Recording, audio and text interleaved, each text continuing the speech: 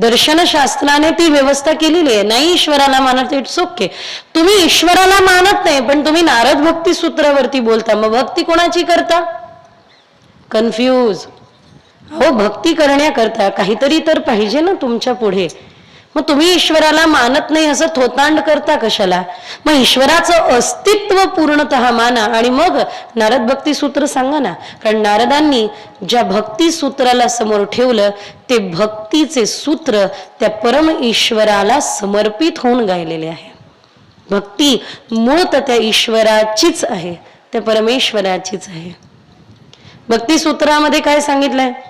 नारद भक्ती सूत्रामध्ये सांगितलंय ही अमृत स्वरूप अमृत स्वरूप आहे.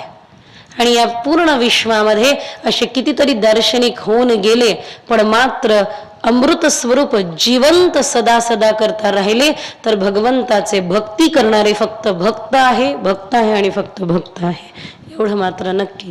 गोपाल कृष्ण भगवान की